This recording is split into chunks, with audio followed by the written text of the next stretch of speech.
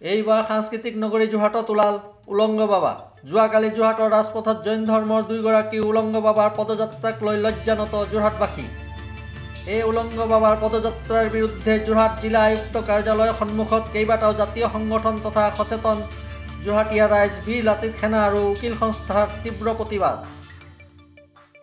এই সম্পৰ্কে যোৰহাট জিলা আয়ুক্তক স্মাৰকপত্ৰ প্ৰেৰণ কৰে। আধা ঘণ্টাৰ ভিতৰত যোৰহাটৰ পৰা উলংগ ব্যক্তি দুয়োগৰাকীক কাপোৰ পিন্ধাই যোৰহাটৰ পৰা বিদায় দিয়াৰ দাবী জনায় আৰু অসমৰ ক'তো যাতে তেনেধৰণৰ উলংগ বাবা নোলায় তাৰো দাবী জনায়। উলংগ বাবাৰ বিৰুদ্ধে প্ৰতিবাদ সাব্যস্ত কৰা কেইবাজনো প্ৰতিবাদকাৰীক যোৰহাট আৰক্ষীয়ে আটক কৰে।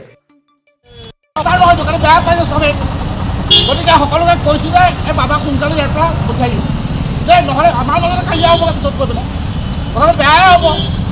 সেইকাৰণে সোনকালে বাবাক পঠিয়াই দিয়ক। এই লেংগা বাবা আমি ইয়াত থাকিব লাগিব। আপোনাক কিবা কৰিছে ভিতৰতে বনাব নাই, এইটো কালচাৰ নহয়, অসমৰ কালচাৰ নহয়। গতিকে সোনকালে ইয়াৰ পৰা পঠিয়াই দিয়ক। এই ইয়াতে আছে তেখেত আমাৰ লেংগা বাবা। আমি পত্ৰ প্ৰেৰণ কৰিছোঁ। ইয়াৰ যোগেদি তেখেত অনুৰোধ জনাইছোঁ যে আধা ঘণ্টাৰ ভিতৰত উলংগ অচিনাক্ত দুষ্কৃতিকাৰী অপসংস্কৃতিক বিশ্ববাস্ত বিয়পোৱা ব্যক্তি দুজনক আধা ঘণ্টাৰ ভিতৰত যোৰহাটৰ পৰা কেনেধৰণে টালি টুকুৰা কাপোৰে মেৰিয়াই ইয়াৰ পৰা গোপনভাৱে পঠিয়াই দিয়ে সেইটো আপোনালোকৰ বিষয়। যদি অনাগত সময়ছোৱাত আমি আকৌ পাওঁ হ'ব লগা উত্তপ্ত পৰিস্থিতিৰ কাৰণে আমাৰ যোৰহাটৰ সচেতনবাদী ৰাইজ নগৰীয়া নহয়, যোৰহাটৰ জিলা প্ৰশাসনে সম্পূৰ্ণ দায়িত্ব বহন কৰিব লাগিব।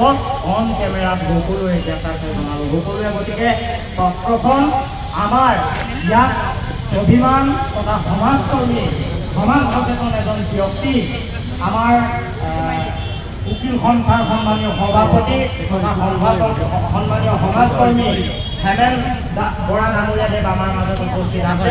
তেখেতৰ হাতেৰে আমি আমাৰ এই স্মাৰকপত্ৰখন দি আমাৰ দাবীসমূহ পালন কৰিবৰ কাৰণে আৰু এই জৈন ধৰ্ম প্ৰৱৰ্তন কৰা এই সভাপতি সম্পাদকৰ ওপৰত বিহিত ব্যৱস্থা ল'বৰ কাৰণে আমি অনুৰোধ জনাইছোঁ। হ'বলৈ একো নাই, আপোনালোকে কিন্তু আহ্বান জনাইছোঁ। আপোনালোকৰ অসমীয়া মানুহ যিসকল অসমত আছে, আমি বৃহত্তৰ অসমীয়া জাতি বুলি ভাবোঁ, খুব লজ্জিত। আপোনালোকেও নিশ্চয় লাজ পাইছে, আমিও লাজ পাইছোঁ, আমাৰ ল'ৰা ছোৱালী আছে। গতিকে এটা কথা কৈছোঁ, তেওঁলোকক আঁতৰাই পঠিয়াওক আজিৰ ভিতৰত। এই কথাটো কৈছোঁ, দেখিছে যে ফ্ৰীমতিৰ পৰা খান্দকদাহ হৈছিলে, তেনেকুৱা কিন্তু হ'ব। এই কথাটো আচলতে উল্লেখ কৰিব নালাগে। ইমান মানুহ গোট খাইছে ডাঙৰ কথা নহয়। যোৰহাটত বহুত দিন কাৰ্ফিউ হোৱা নাই আৰু ইয়াতে গুৱাহাটীত দেখিছিলে 5জন ব্যক্তিৰ মৃত্যু হৈছিলে আৰু সেই যি জুইৰ পৰা এতিয়াও উমি জ্বলি আছে। গতিকে যোৰহাটত কিন্তু তেনেকুৱা ঘটনা ঘটি যাব। আপোনালোকে হয়তো আমাক মাৰিব, আমি হয়তো কাৰোবাক মাৰিম, এনেকুৱা পৰিস্থিতি আমি নিবিচাৰোঁ। আমি শিক্ষিত মানুহ, আমাৰ এটা প্ৰফেশ্যন আছে, সকলো আমাৰ এটা কৰ্ম সংস্কৃতি আছে, আমাৰ মা দেউতা আছে, আমাৰ ল'ৰা ছোৱালী আছে। গতিকে কৈছোঁ, আপুনি আহিছে, আপোনাৰ নামটো মই নাজানো, কিন্তু মই কৈছোঁ যে আমি আদালতৰ লগত সম্পৃক্ত, আমি জিলা উপায়ুক্তৰ লগত সম্পৃক্ত। গতিকে পুনৰবাৰ কাপোৰে অনুৰোধ কৰিছোঁ, অতি সোনকালে কাপোৰ কানি পিন্ধাই লৈ যাওক। আৰু এই কথাটো কৈছোঁ, কিন্তু এই কথাটো খুব খঙেৰে কৈছোঁ, ক্ষোভেৰে কৈছোঁ, অন্তৰৰ পৰা কিন্তু দমেৰেও কৈছোঁ। যদি কিন্তু তেওঁলোকে নাঙঠ হৈ যায়, কিন্তু তেওঁলোকৰ যদি কোনোবা লিংক কৰে, পিছত জেলত থাকিবলৈ ত্যাগ নকৰিব। ধন্যবাদ। এখন আপোনাৰ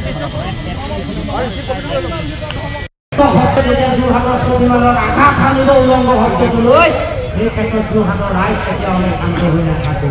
এই অশান্ত পৰিৱেশৰ মাজত তথাপিও সুস্থ স্বাস্থ্যতাবাদ প্ৰতিষ্ঠাৰ মাধ্যমেৰে আইনত সন্মান জনাই আমি এখন স্মাৰকপত্ৰ প্ৰদান কৰিছোঁ আৰু সকলোৱে স্বাৰ্থত যোৰহাটবাসী ৰাইজৰ সকলোৱে সুবিধাৰ্থে প্ৰতি স্মাৰকপত্ৰ প্ৰতি জিলা উপায়ুক্ত মহোদয় যোৰহাট বিষয় ধৰ্মৰ নামত হোৱা অপসংস্কৃতি বন্ধ কৰাৰ প্ৰতিবাদক মহোদয় খিলঞ্জীয়াৰ অস্তিত্ব ৰক্ষাৰ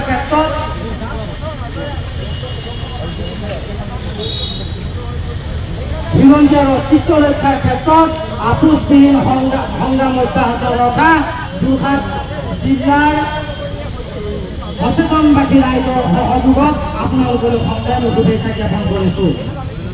আপোনাক অতি দুখেৰে জনাওঁ যে কালি অৰ্থাৎ 29/9/2005 তাৰিখে বিয়লি প্ৰায় 2:30 বজাত হস্তি নগৰী যোৰহাট নগৰৰ মাজভাগত আমি জানিব পৰা জৈন ধৰ্মৰ নামত দুজন অচিনাক্ত ব্যক্তিক সম্পূৰ্ণ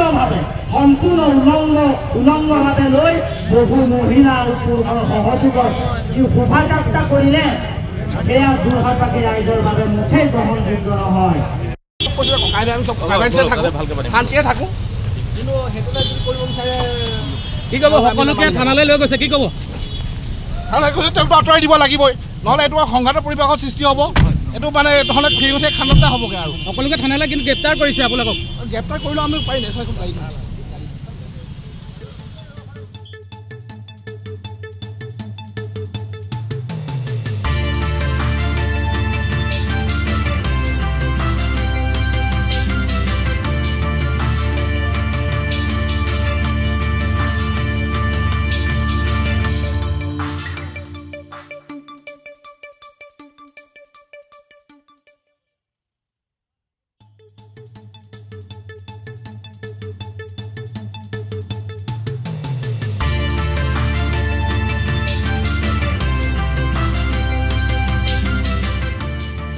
যোৰহাটৰ পৰা উৎপল দত্তৰ ৰিপৰ্ট, মায়া নিউজ।